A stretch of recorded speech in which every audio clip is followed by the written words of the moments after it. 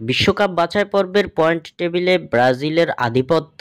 ব্রাজিলের কাছে শীর্ষস্থান হারাতে যাচ্ছে আর্জেন্টিনা। দর্শক, ব্রাজিল বনাম আর্জেন্টিনা ম্যাচে জিতবে কোন দল?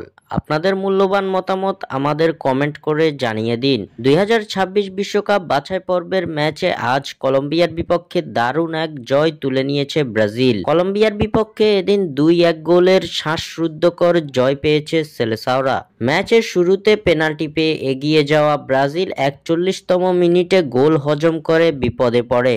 1-1 গোলের সমতায় চলতে থাকা ম্যাচের শেষ মুহূর্তের অতিরিক্ত সময়ে নজর কাড়া এক গোলে দলকে জয়ের স্বাদ এনে দেন সুপারস্টার ভিনিসিয়াস জুনিয়র। 99তম মিনিটে ডি বক্সের বাইরে থেকে অবিশ্বাস্য এই গোলটি করেন ভিনি।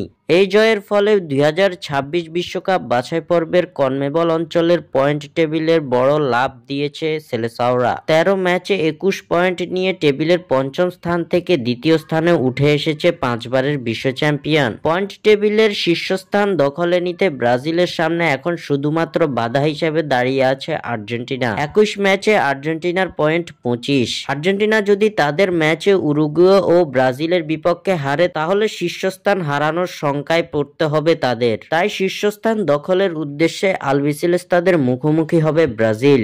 স্বাক্ষর থেকে সাব্বির ইসলাম।